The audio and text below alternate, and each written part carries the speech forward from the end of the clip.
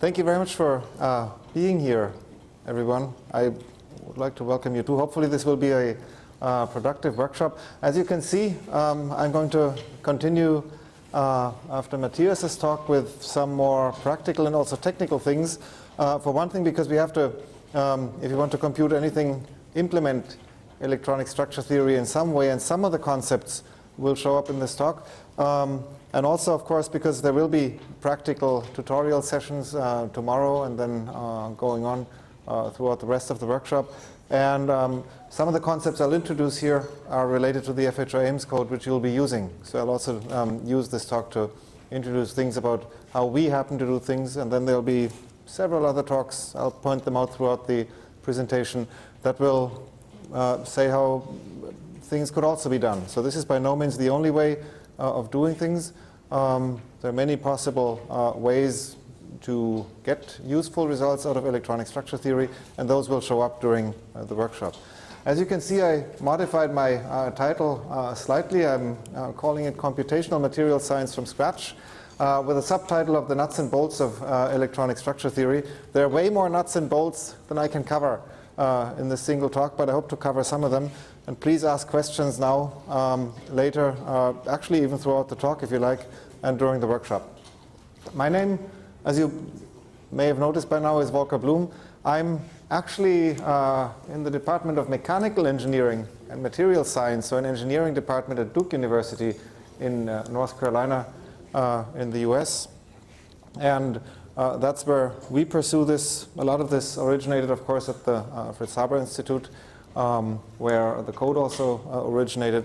And yeah, we hope to make this useful for a very long time. Matthias showed his graph saying that if you want to get into the field, 1980 is a good time to get into the field. This is true. I made a quick calculation not too long back to see how I was doing, and I can happily see myself finding useful stuff to do in electronic structure theory at least until my retirement and hopefully beyond. So I think we have some future here that we can exploit and make better predictions for new materials. So this is where all this started, and this slide doubles as an acknowledgement to the many people here in the room and elsewhere that contributed to this talk. The actual code development in a narrow sense that I'm involved in started here in the villa of Richard Willstätter on the campus of the Fritz Haber Institute in Berlin. This first floor here is part of the theory department. I moved to Duke University in 2013 to this fine hall here, which is Hudson Hall, or the engineering hall on Duke campus. The people in the group that grew since then, some of them are actually in the audience, contributed quite a lot to what we do. So William Hoon is here. He's organizing, I think, the second tutorial. He's the senior postdoc in the group, basically overseeing everything. Victor Yu is here. He works mainly on something called electronic structure infrastructure, or ELSI, which Karsten pointed out on the first slide already. Garnet Liu is also here, who works on excited states, actually, towards excitonic effects, and then also complex materials that are in the perovskites field, but large organic-inorganic hybrid perovskites with interesting organic functionality, and various other people in the group that have done something over time. But most importantly, as far as my own exposure to code development goes, these 100 people here and these individuals here should be thanked, because this is really the code development of FHI Ames in particular, a multi-center, multi-individual effort, and I think by now we probably have well over 100 developers. I counted them once, who contributed to our Git repository to the code, and this is a growing group and a lot of fun to work with. So thanks to all these people here. Before I start, here is a brief outline of what I'll try to cover. The Kohn-Sham equations, of course, that Matthias introduced are going to be the center. These are three-dimensional partial differential equations. They're the base also if you want to do many-body theory, usually for what we want to do. And we want to solve them for these orbitals here, which give us the density later. So these are functions in three-dimensional space. And these eigenvalues here, perhaps, which are formally just parameters that are introduced as Lagrange parameters, but might double as something useful, or at least can help us calculate the total energy of the entire system later if we augment them with a few other terms.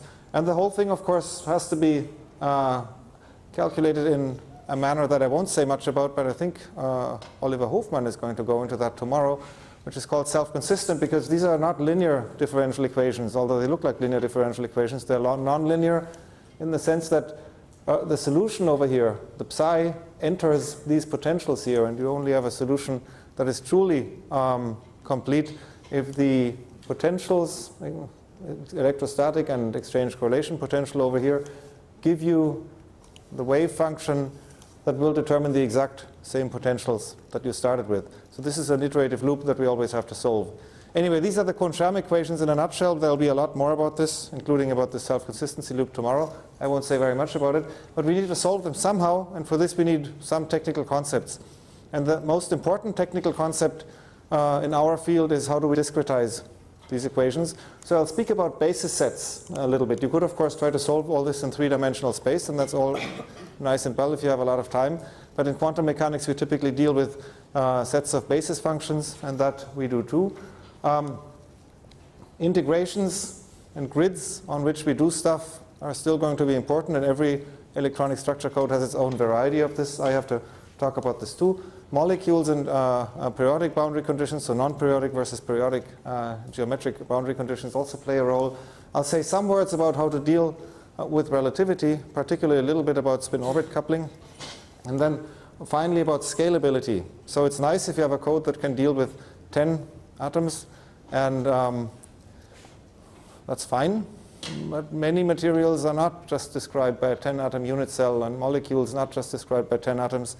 You want to go to perhaps hundreds or thousands of atoms. You want to do many of these calculations. You want to use a computer that's not just a laptop. This laptop will run the code just fine. I noticed after hacking a few, this is a new laptop in fact, after hacking a few problems away in the libraries I was using. So that's good, but if you have not 4 cores, which this here sports, but 40,000 cores perhaps, you'd still ideally like your code to use those efficiently, so you need to care about scalability. And I'll come to that towards the end of the talk. As I said, and as everyone else so far said, our implementation of all this used for the tutorials is the FHI AIMS code. I, of course, have a particular love for this code since I think I wrote the first line. It's an all-electron implementation, so it makes no basic approximations to the potentials we use, to the nuclear potentials. It deals with molecules. It also deals with periodic systems on exactly equal footing. And it can do a bunch of things that will show up throughout this talk. It's the main example in this talk. But as I said, other examples of basis sets and different strategies to address the electronic structure problem will show up in the next few days. So I won't say much. It's going to be a technical talk. I won't say much about dazzling scientific applications, and maybe that's a mistake, because ultimately I'm actually not in this business to write code. Then I probably would have found a different profession. I was interested in the material science and molecular science that we could do, and that's how I got into this field. I just noticed that density functional theory and its various extensions were particularly useful if you pushed them a little. But so in our group, as well as everybody else, we have some scientific goals. I'm using the goals in our own group because I know them best, but they're also representative for some things other people want to do. And then obviously everybody probably has their own motivation to want to do something, but we'd like to cover this with an electronic structure code if we can. So we did, when I arrived at Duke University, find a very fruitful collaboration with a group of Stefan Sauscher, who does atomic force microscopy to characterize nanostructured materials, basically. And one of the materials we were interested in was to characterize samples of graphene on silicon carbide. And what they have in particular is a technique that allows them to use an atomic force microscope. So basically a tip on a surface, not just to scan over the surface and get a topographic image, which you see here on the left, but also by a resonance technique. So they put a resonance frequency on their crystal and look where the mechanical resonances are, to look basically under the surface and see what happens at the atomic scale under their graphene layers. And in fact, something happens there, at least in this sample, which is an oxygen intercalated sample. So somebody intercalated deliberately oxygen and water vapor under this flat layer, which is allegedly graphene, on top here to decouple it from the substrate. And you can see that if you can look under the substrate, you see a lot. What does electronic structure theory have to do with this? Of course, we know the resonance frequencies here quantitatively, so they've measured those with their AFM. And we can make a model of the surface. This is just a toy model showing a silicon dioxide layer underneath 3 layers of graphene on a silicon carbide sample. This is not the actual surface structure, it turns out, in the end, although perhaps for this number 3 it could be plausible. You can make an elastic model. You can calculate in 3 dimensions, not just in 1 dimension, elastic constants, put those into a continuum model, and in fact get resonance frequencies that, if you know what the structure is, match the AFM. So you have a fingerprint, a mechanical fingerprint, to figure out what could be underneath your surface or perhaps what it might not be. And this we can do with electronic structure theory, except to do it right. This particular structure model here has to have of the order of 1,300, 1,500, maybe 2,000 atoms, depending on how accurately you do it, because the graphene doesn't quite fit on the silicon carbide underneath, so this forms a large superstructure. And this is something, if you want to, we can try, and of course we want to. Then there is the other problem that is familiar to many in the audience, I think, which is to create new materials with better electronic properties. Our own effort here comes together with a group of David Mitzi at Duke University, who is an expert in thin film solar cell materials. And this is basically about finding materials for photovoltaics that are equally good or better than existing thin film materials, but are in their elemental composition earth abundant, so you have enough of them on Earth, and hopefully non-toxic, so you don't start spreading toxic elements around by implementing an allegedly clean energy technology. David came up with this material here, copper, barium, tin, sulfur selenide, which actually works. So in a prototype solar cell that they have, in the meantime, we've worked on this for 2 years, it gives 5% efficiency for a new solar cell material that's actually pretty good. What we can contribute is we can calculate band structures and try to predict effective masses from this, the actual band gap, and other characteristics that they might be interested in. And for this, we need to use relatively high-level electronic structure methods. So this here is rung 4 of Purdue's ladder that Matthias introduced, a hybrid functional, including some relativistic effects, spin-orbit coupling, but we can do that. Then we're also interested in understanding materials for other purposes. For instance, photo-induced generation of hydrogen, another clean energy technology that if we could make that usable would be highly useful in terms of capturing and harvesting solar energy. We were interested in hydrogen evolution materials with a group of Bettina Lotsch, and here the problem is really that not even the basic structure of the compounds is known. I've just put 3 out here that are particularly popular structure models for this class of materials, and this one in particular is one that's much discussed. It's a so-called graphitic carbon nitride, or C3 and 4. Because it's a 2-dimensional material, it almost looks like graphene. There's many, probably well over 1,000 publications studying the properties of this material. We did some ab initio thermodynamics that Matthias also briefly introduced in his talk to see under which conditions this material is actually stable. And it turns out that according to our ab initio thermodynamics, this material is in fact not stable under any common synthesis conditions. We wrote a paper on this, and this is out now. We'll see whether this changes things, but still there's a large community that believes in this material and will happily plow on and calculate its properties, although if you do a detailed analysis, it's not stable. Of course, this wasn't quite our idea. It was actually our experimental collaborators who pointed out to us that in spite of the literally over 1,000 publications on this material, it was their opinion that common synthesis techniques cannot produce it. And electronic structure theory validated that fact. And then finally, we do some completely different things, molecular spectroscopy in these things. We'd like to be able to look at response properties associated with the nuclei in magnetic fields. Nuclear magnetic resonance, or more commonly MRI, if your knee is broken and somebody needs to look in there. Magnetic resonance spectroscopy is a useful technique for doing that. There are other things you can do, however. For instance, you can create molecules with long-lived states that are polarized in a magnetic field. The problem of conventional MRI is that you use the protons in your knee to image.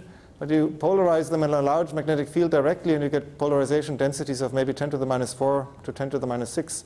So our experimental collaborators whose idea this all is, Thomas Theis and Warren at Duke University, would like to design these molecules which they call this hyperpolarization. That's actually a larger field in that area.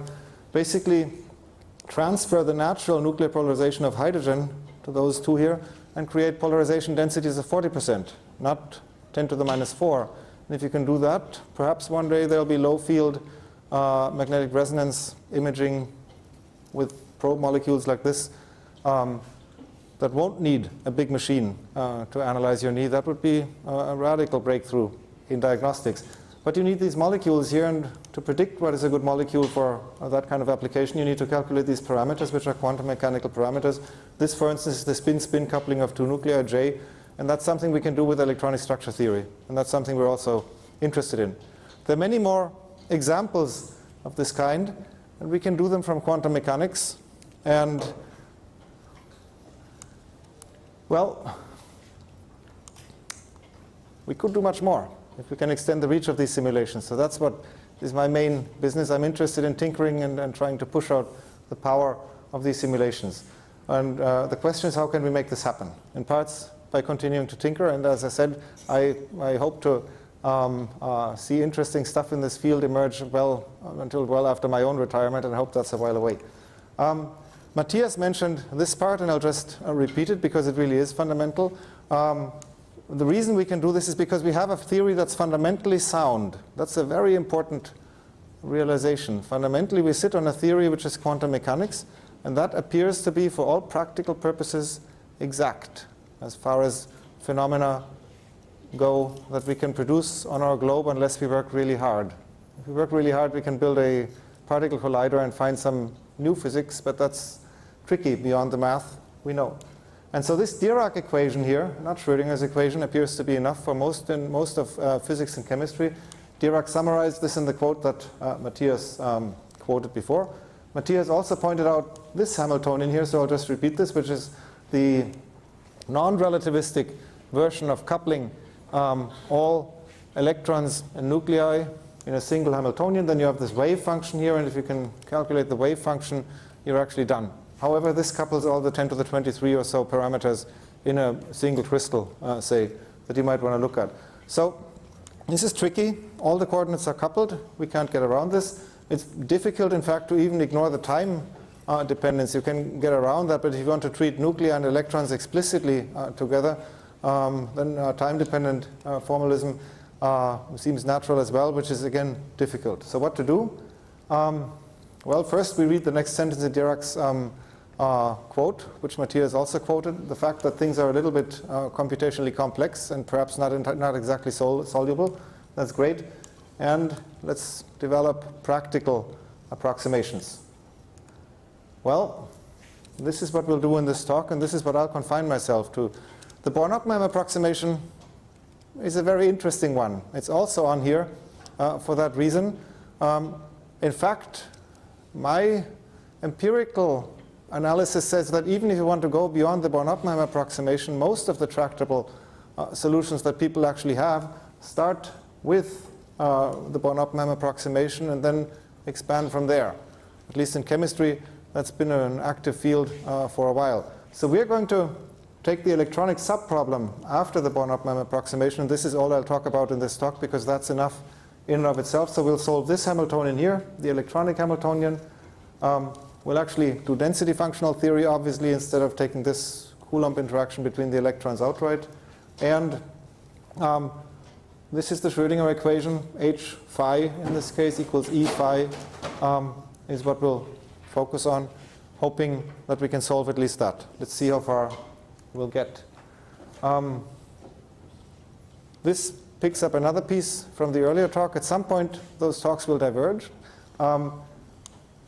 Electronic structure theory, as we need to cover it in a code right now, roughly goes like this. There's quantum chemistry, which starts in the late 1940s in a practical sense, early 1950s, and which basically takes the wave function and refines it outrightly, successively, ideally for the ground state by using a variational principle, so you minimize this energy until hopefully you're close enough to the solution, and then you have your practical solution. This works very well however, with constraints, size constraints, computer time constraints, and those high accuracy quantum chemical methods are extremely valuable as benchmark methods, but they don't go out in practice beyond several tens of atoms, perhaps several hundreds.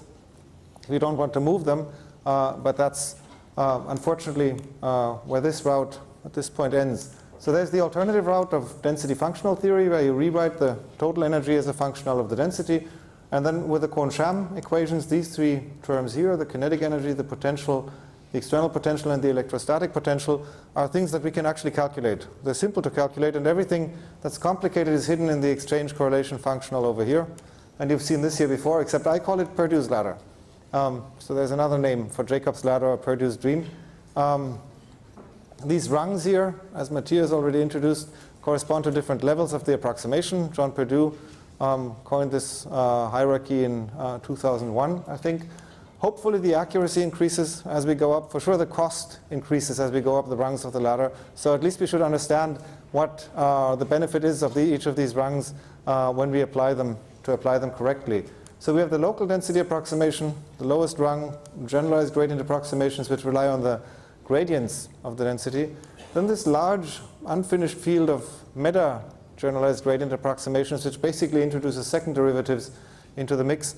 And then a slight deviation from the true path of Kohn-Sham, the hybrid functionals that mix in some form of non-local exchange, but that apparently bring a piece of the right physics back to repair the exchange correlation functional, at least in terms of predicting things like band gaps. Not the full physics, however, that happens at the fifth rung here, which is many-body theory, such as the random phase approximation. I added GW, so the prediction of electronic excitations to the mix. This will show up later during this workshop, and other diagrammatic approximations that one can make, like this second-order screened exchange. But the point is that at some point we'll come full circle, hopefully, and get back to many-body theory in the quantum chemical sense and converge to the same result if we were to pursue this ladder. The other point that I also have here is that these four rungs here don't have van der Waals interactions, so you do have to worry about treating them in the right way. And that's not always trivial, because for instance, the local density approximation here may already have extra interactions that shouldn't be there, that intermix with the van der Waals interactions that you have in a pure weakly interacting picture of molecules that are separated in space. So this is a little bit tricky, and ongoing research to be covered by Alex Kachenko tomorrow. So what we wanted to do with our own electronic structure code is basically cover the full spectrum of materials that are reasonably relevant. So basically very light elements to very heavy elements in the range of 80, perhaps 90 or 100 is what we'd like to be able to cover. We wanted one method that would be able to cover all of this with reasonable efficiency and seamlessly, something that would cover periodic and non-periodic systems, the traditional line of division between condensed matter physics and quantum chemistry.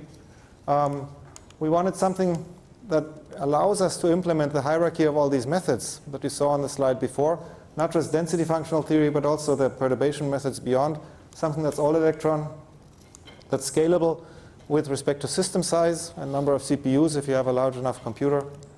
And finally, something that's efficient, but not efficient at the price of sacrificing accuracy. So this is a problem in general. You can always gain efficiency by making your numerical approximation a little less accurate, and very often that will work. But it would be nice to be able to check. So in my early days in this field, before, in fact, this code came around, FHI Ames, I checked occasionally and I found something, which was unfortunate. So one of the things that I was interested in was having a tool that even if I made an approximation for the sake of efficiency somewhere, I would be able to go back and check for the final result in the same code. What would be the result without that approximation? On a numerical level, this is a hard goal to achieve, to get the full numerical result for the eventual final large, perhaps, structure that you want to deal with in your calculation. But that's something we wanted to accomplish, and it's in fact possible if you work hard enough. So the key problem, as I said before, of discretizing these Kohn-Sham equations is finding a good representation that's numerically efficient in terms of a basis set. Once you have that, you can rewrite the orbitals up here in terms of a linear combination of basis functions. Someone has to tell you what these phi's are Thankfully, somebody told me. Once you have that, you can do these integrals here over the Cohen-Sham equations up here, so Hamiltonian integrals, and this thing here, which is called an overlap integral. And the whole thing breaks down to matrix algebra. And this is, you'd think, packaged in libraries that are general in linear algebra. And so you can access them as standard software on a computer and solve this eigenvalue problem here. And then perhaps you have to deal with a small problem of self-consistency in this equation. But at least you can solve this here as a matrix problem. And then you can look at what are the options. And there are many good options, and all of them will show up, or many of them will show up in this talk. The ones that I mentioned here on the slide will. So plane waves is a natural prescription in solid-state theory if you're willing to put up with the fact that you might not be able to deal with the core electrons directly. So you need to parameterize them out in a kind of pseudopotential or perhaps projector-augmented plane wave. But this is standard technology and has been done for many years. Gaussian-type orbitals are the competition from the quantum chemistry community, and this worked in the 1950s. So this is actually, from a computational point of view, really an accomplishment. The reason is that this form of basis functions is very easy to handle in terms of analytical integrals, and so you can get at not just 2-center, but 3 or 4-center integrals rather efficiently, which you need for the actual 2-electron Coulomb operator for real correlated methods, so to treat the Coulomb interaction between electrons outright. And that, in the 50s for sure, was only possible with Gaussians on a reasonable scale, and that's why they continue to be popular to this day. There are, however, many other important methods that work and are relevant for very specific reasons of their own. Augmented plane waves are developed here in Berlin at the Humboldt University very strongly, and this is still the gold standard if you want to assess the accuracy of density functional calculations for solids, for instance. Essentially, if you don't know what to do, you go to your favorite LAPW code and see whether you get the same result as with another code, and this is usually reassuring. This comes from Slater in 1937 at its base, though, so it's also an old prescription, and it's incredibly valuable as a benchmark tool and for many more things these days. There are wavelets, which are also, if you push them hard, can give you benchmark accuracy from, but these are really applied mathematics tools. So they're borrowed from the applied math community, like finite elements that have been around for a long time. Our choice is this thing here, which is so-called numeric atom-centered functions. I'll talk about these in a moment. But they have the simple form here, which are basically functions that are centered at an atom. So this R here is attached to an atomic coordinate. The angular contribution around the atom is modeled by an angular momentum function, and the radial function is a radial function that in principle could be anything in shape.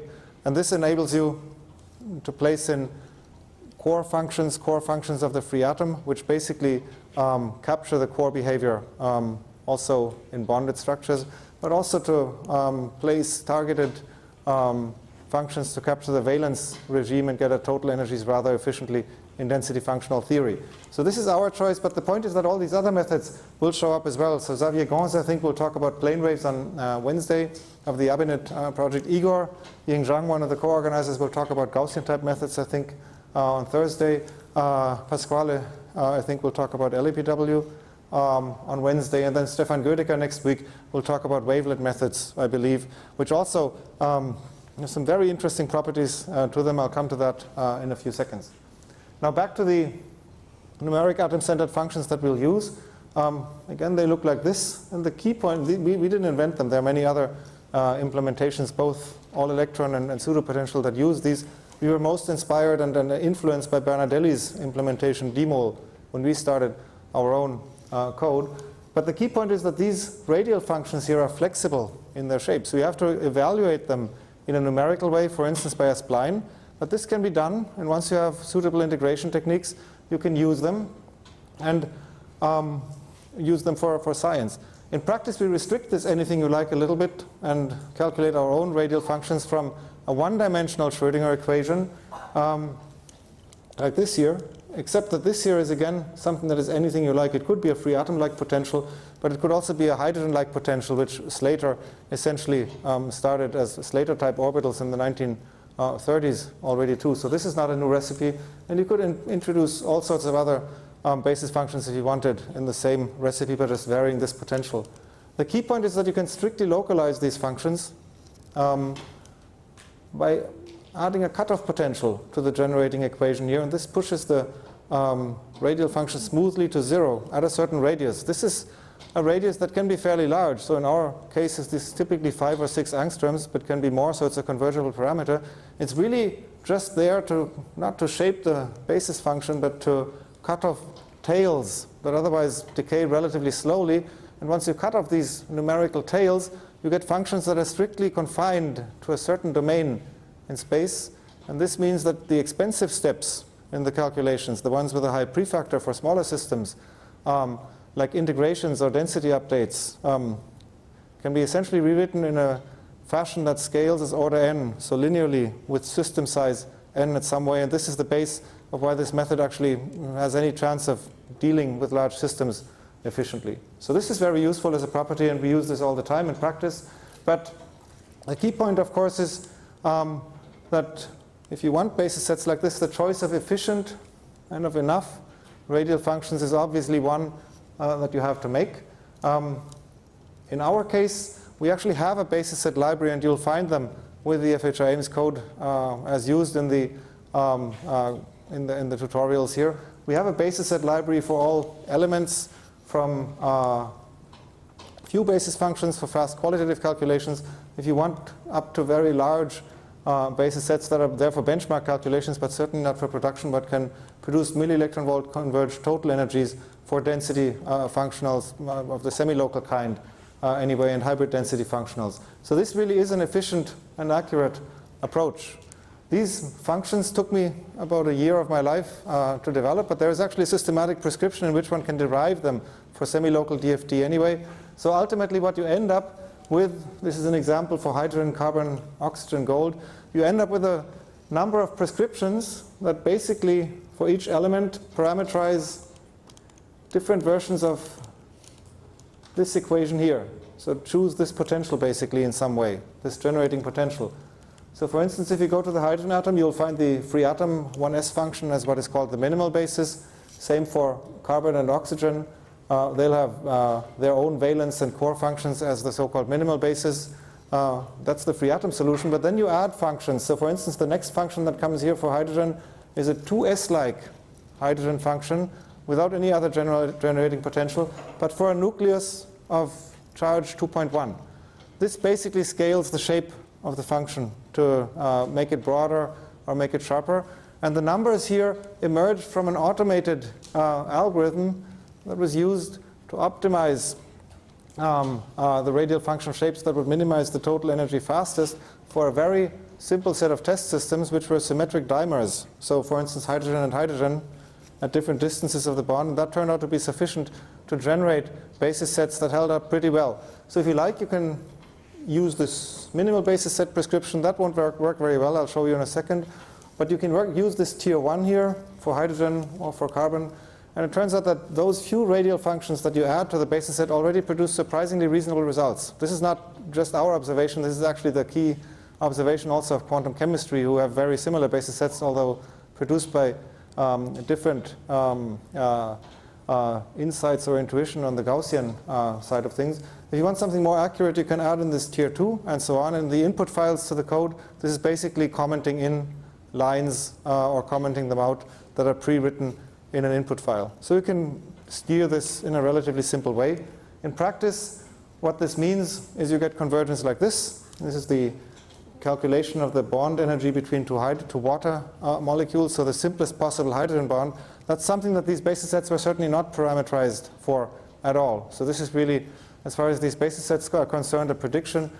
We can calculate, of course, the exact result at the PBE level of density functional theory to a very high accuracy if we want to. So we know the limit we should achieve if we have a basis set that's good enough.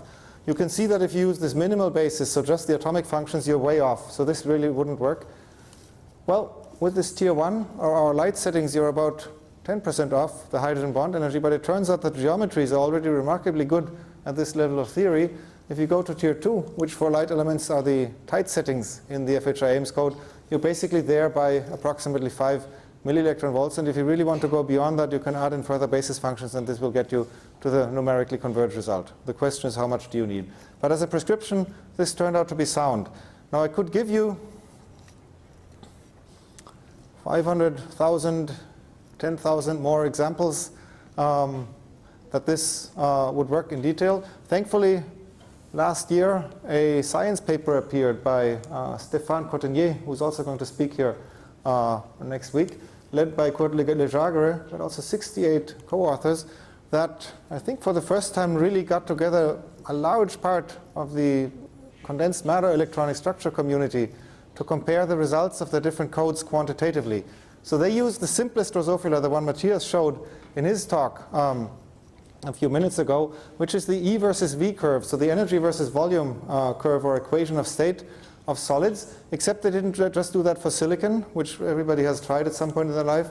They parameterize these accurately, calculate these accurately using LAPW, so augmented plane wave methods for 71 elemental solids, and then got co-authors from 15 different codes, all electron or pseudo-potential codes, and 40 different pseudo-potential sets together to compare the differences in the equations of states, and they even normalized the bottom of this curve here. So the absolute scale of the curve didn't matter, just the shape of the curve, and they call this the delta test. And thankfully for FHI Ames, these tests were not carried out directly by us. They were carried out by Marcin Dulac, who at the time was a postdoc at Danish Technical University in Copenhagen.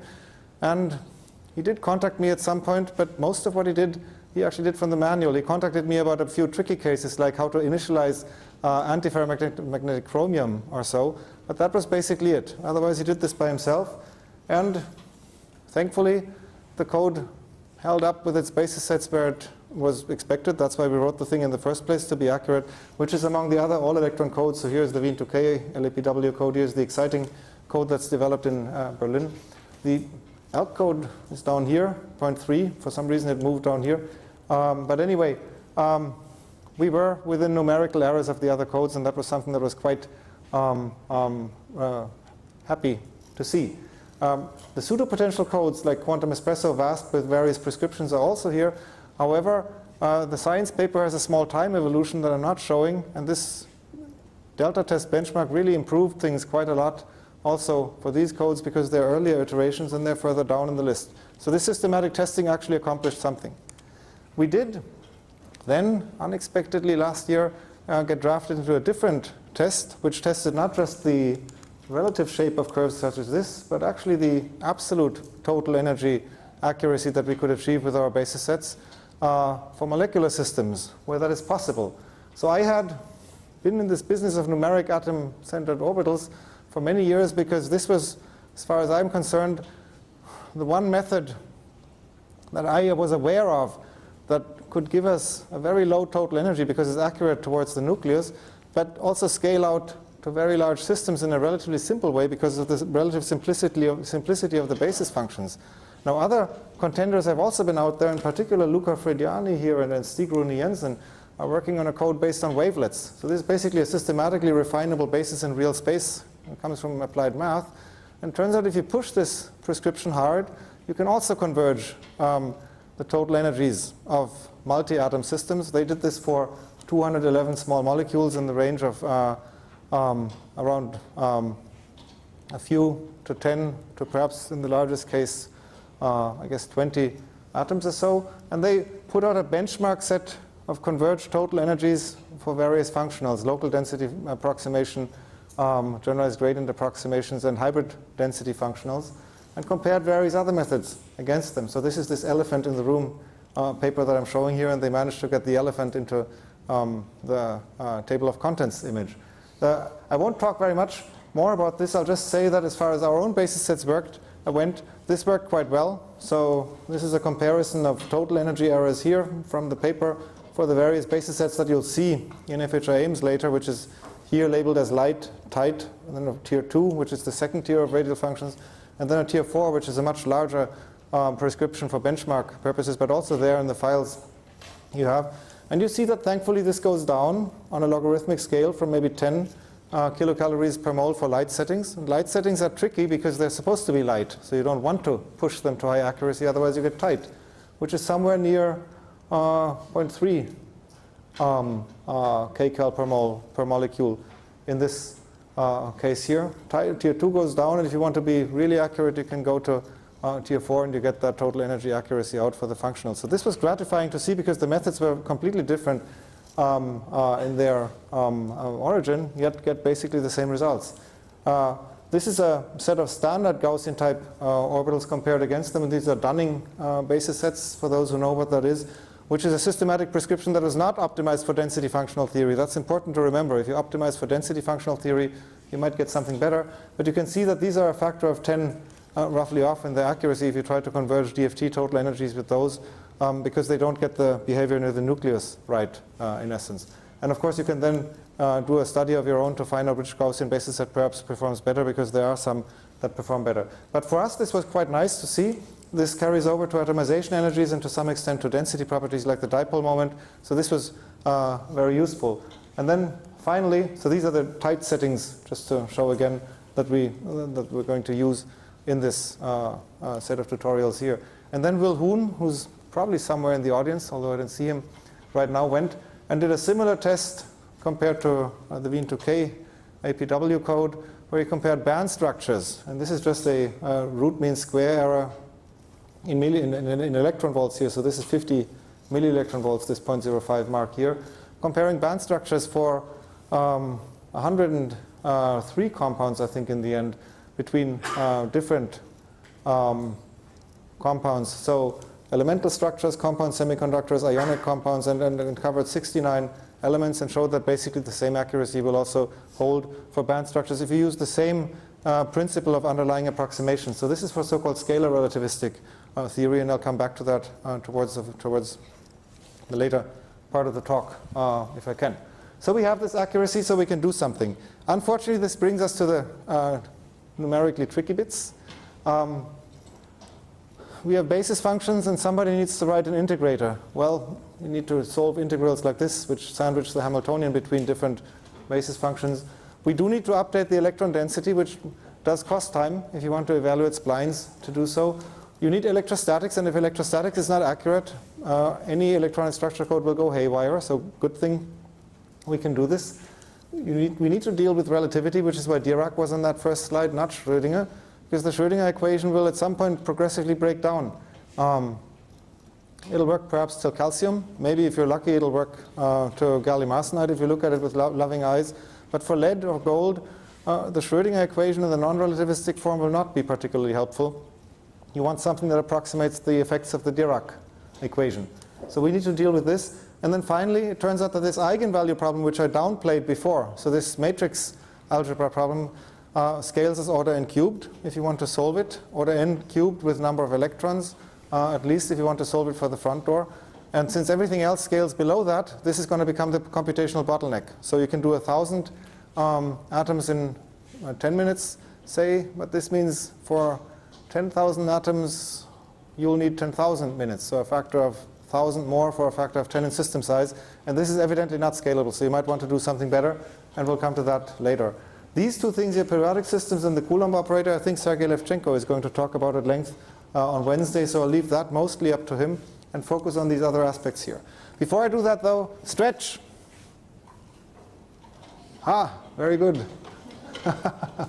Great. It's nice and warm in here. It's very cozy. I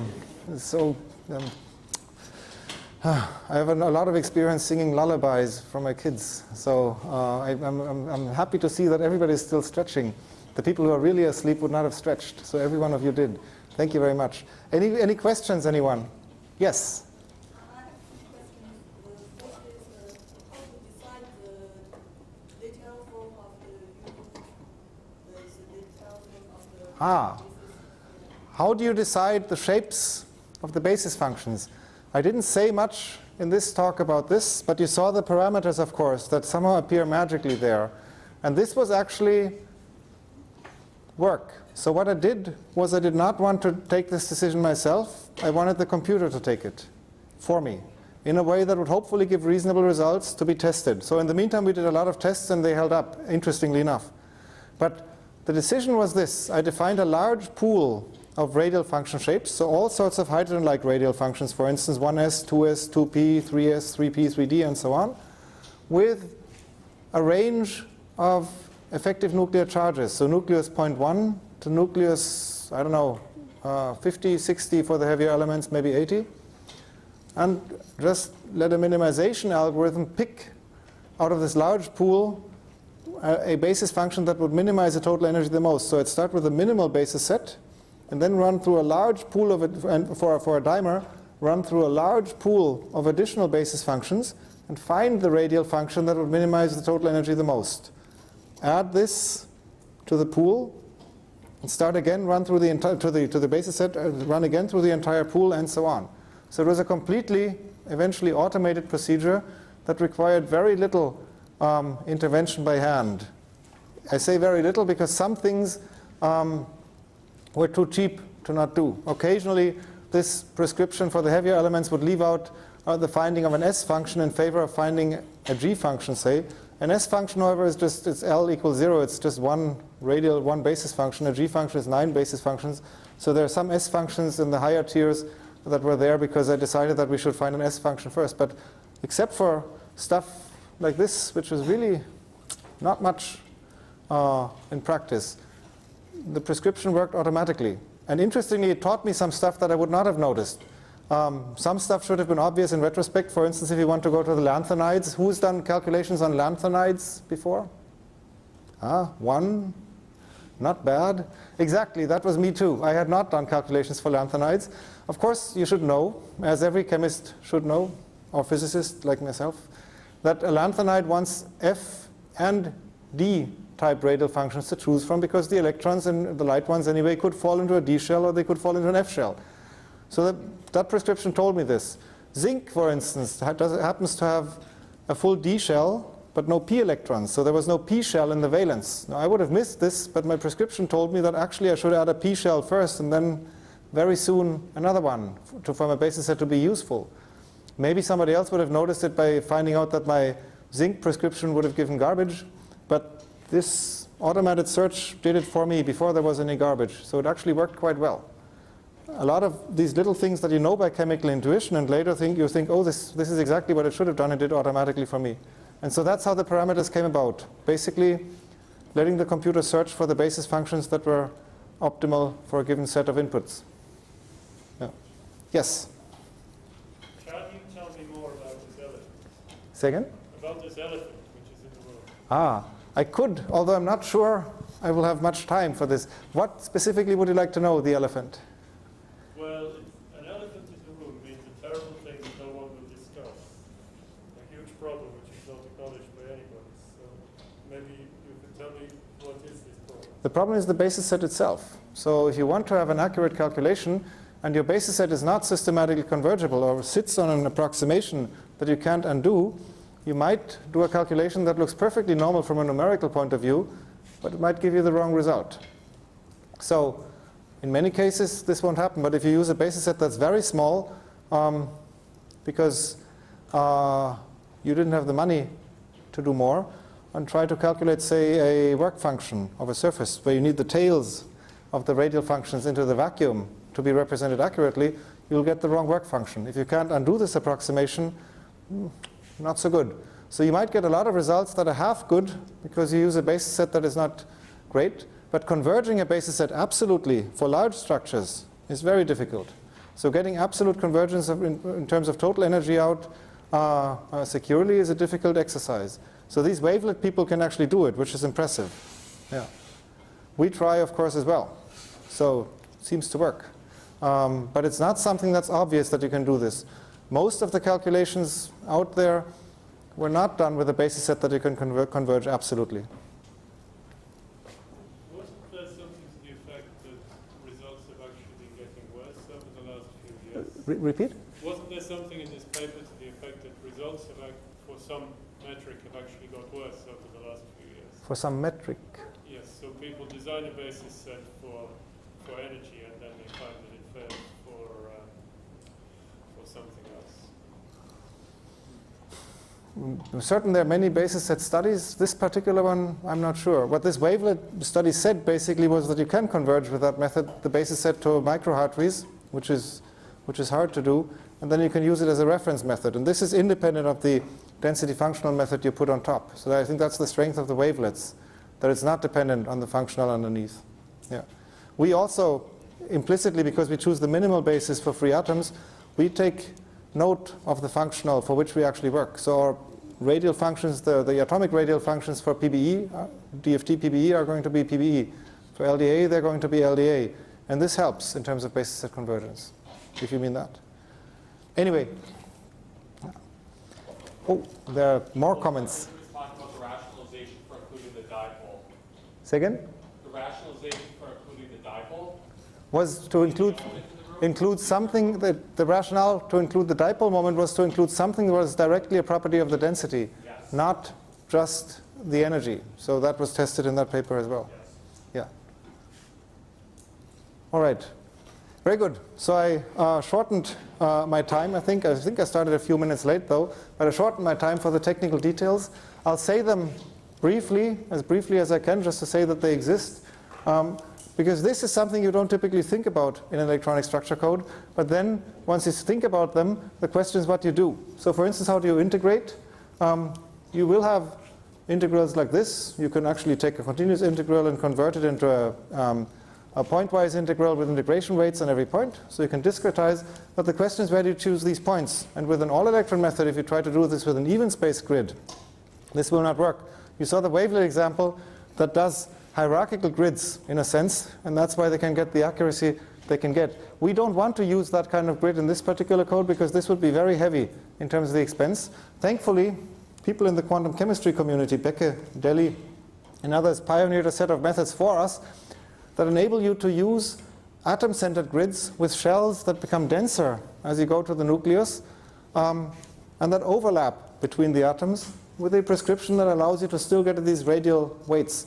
And once you have that, you can have a dense grid near the nucleus, you can have a sparse grid further out, and the grids will move with the atoms, but they're naturally suited to the molecular problem you want to do, and this solves the integration problem for us. But the grids we use are not even spaced. That's the message. And in no quantum chemistry code also that does density functional theory, all electron, will these grids be even spaced.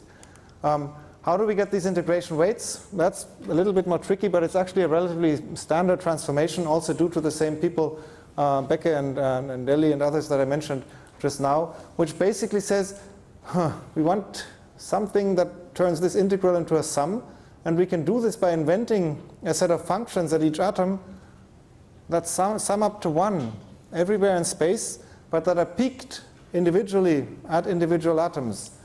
And then once you insert the sum, which sums up to 1, you don't do any damage here. And you can define such a function by defining a weight function and normalizing it. In practice, this looks like this. This is taken from the PhD thesis of Jörg Behler at Fritz Haber Institute, in fact, many years ago. But in practice, you have a function, a weight function that looks like this. You put it into this formula, and you get a partition function that looks like that. It's 1 near the atom that it wants to integrate. It's 0 near the other atoms. And if you insert it here in that way, you get integration weights that integrate each atom only near its own nucleus. 5 minutes? We'll see. All right.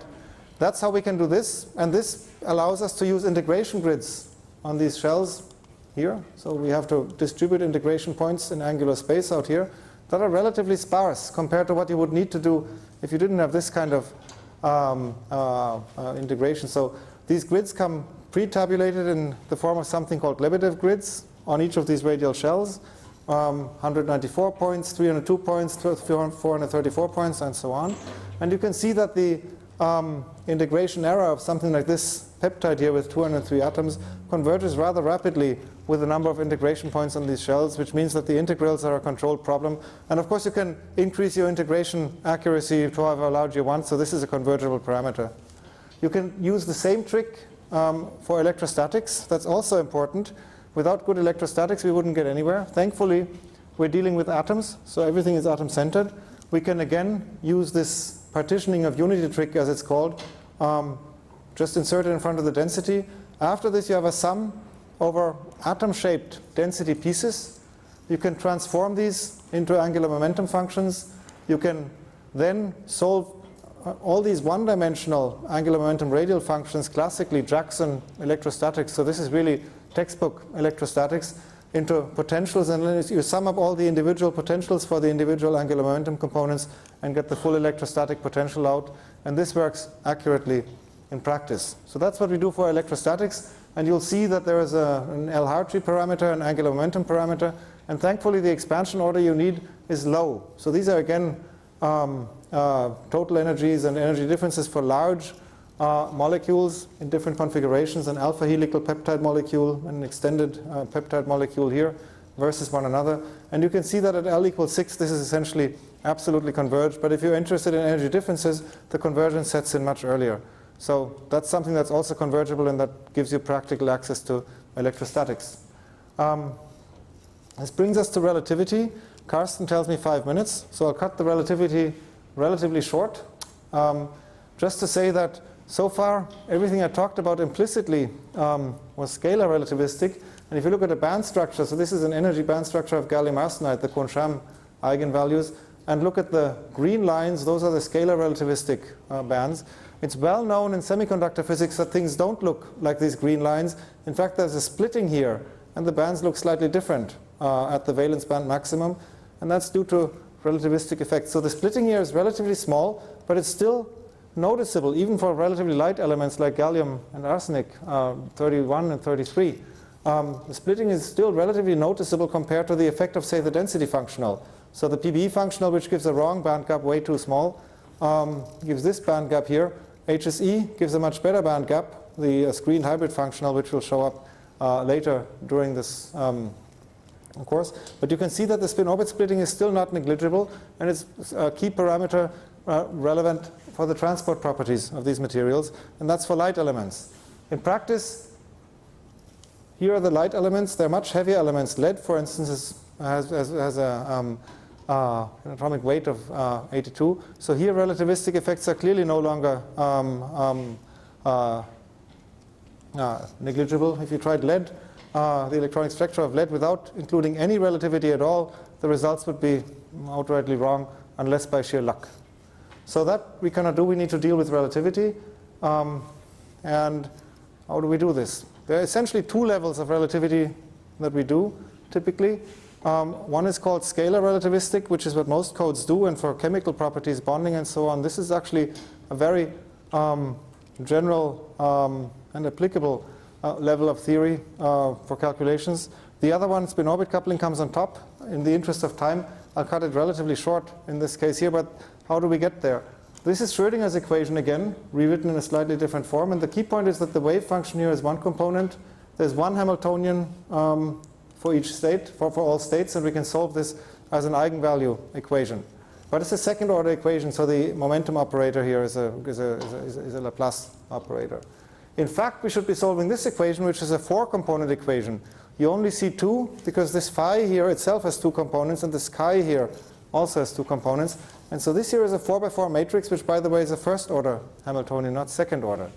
And this is the equation that we should be solving in a relativistically correct or better theory. So this is the Dirac equation.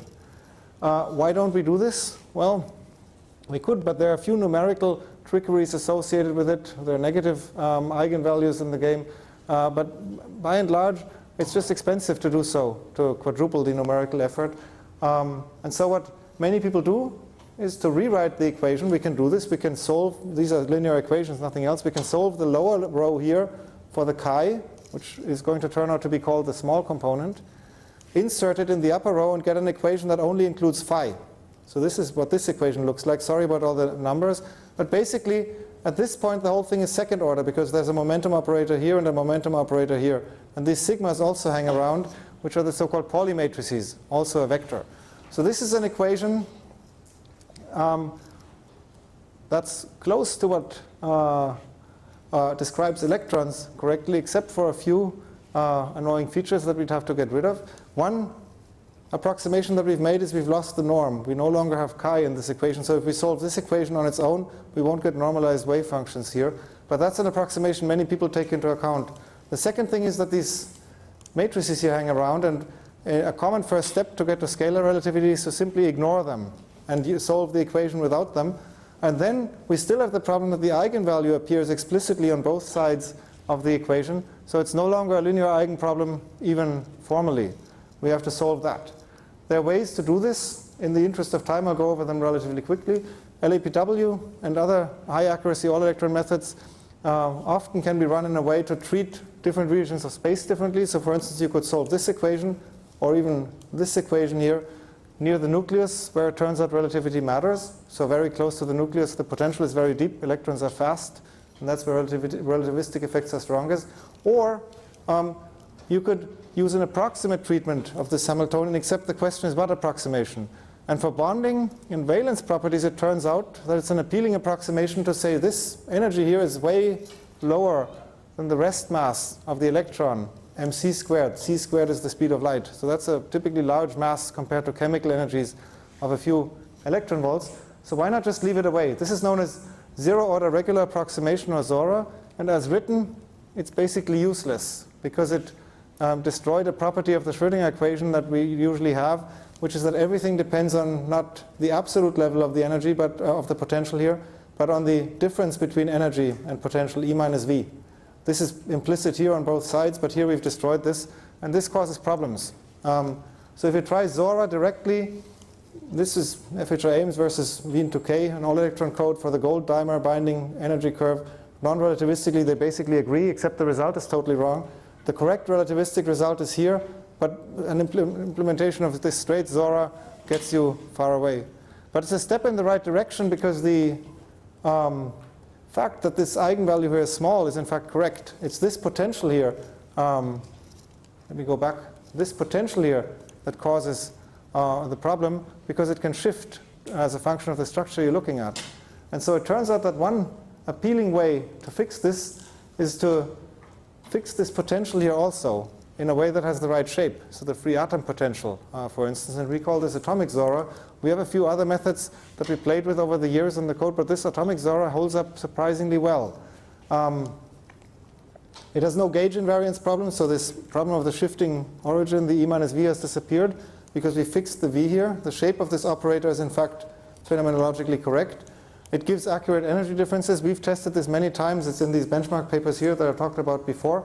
And it also gives accurate scalar relativistic valence and conduction band energies. We tested this. And this is basically because the E that we left away over here really is small compared to the speed of light. So the core levels from this method themselves will not be reliable, but the valence levels are. And this is often what you need, pretty much 99% of the cases what you want for a calculation of structure or chemical properties.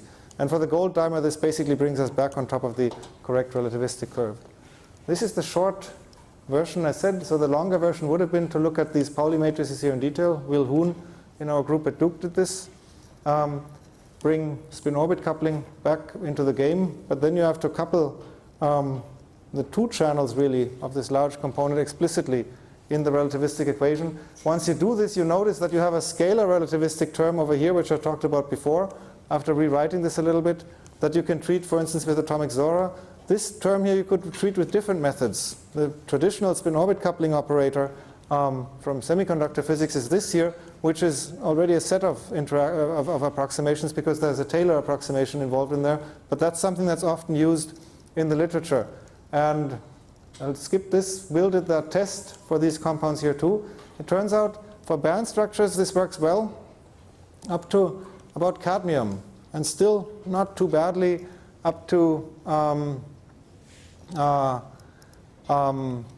the elements up to gold, really. Only in the 6p shell it's known that this approximation that I just showed, but just retroactively introducing this spin-orbit coupling operator breaks down. But it doesn't break down terribly much, in fact. If one looks at band structures of something like bismuth, one sees that the scalar relativistic band structure, for instance, looks like this. It has levels here that are at the same place. Over here, a gap has opened up that's several electron volts large. And so if you treat this correctly, including a spin-orbit coupling operator, even in different versions, you see that basically those different approximations give the qualitative physics correctly up to a few percent compared to the scalar relativistic solution, which would simply be wrong for the band structure. All right, Carsten reminds me that it's -5 minutes. I would have talked about eigenvalue solvers. I'll just say that if you have an eigenvalue solver that's really good and you have a large computer, so 10 to the 5 CPUs or so, you can diagonalize a problem that has maybe 1 million basis functions. So this is a data point done by Alvaro Vasquez at Argonne using the ALPA eigensolver. That's done very good things for us in FHI-AIM. So this is at the heart of scalability of the code. Victor Yu, who's in the audience, is working on a method of integrating other solvers, so solvers that also go beyond order n cubed in a single framework that we call LC, so that basically connects different DFT codes. So this is an open source library to different types of solvers. If an eigenvalue solver is your best bet for small systems, we can do that, but in principle we should be able to go to larger systems seamlessly by switching to other solvers, and this is what this library is going to do. This is actually something that works. So the red line here is order n cubed for a graphene sheet, a set of graphene sheets that becomes progressively larger. At some point you can switch over to a method that here scales order n to the 1.5, which is called PEXI, and I think Lin Lin, who's going to be here later, will talk about this in more detail. I'll wrap up by saying that this thing here is paradigmatic of things that are going on in the community overall. So this here is a library that can connect to FHI-AIMS, but it can connect to other things as well, like the ALPA library. There's an effort going on called the SICAM electronic structure library that's collecting such libraries and trying to put them into a sort of coherent organization and also develop them further. And ultimately, I think as a bundle that one can link against with an electronic structure code without having to program, say, the exchange correlation functional oneself. So this is a very useful idea to go from here, different codes that are all separate, to this kind of version where the libraries are basically shared as needed between different codes. So from a code development point of view, that's, I think, where a lot of work is going to happen in the next few years. Thank you for your attention. This is the summary. These are part of the concepts I try to talk about today. More technical concepts will follow tomorrow by Oliver Hofmann. Thank you very much.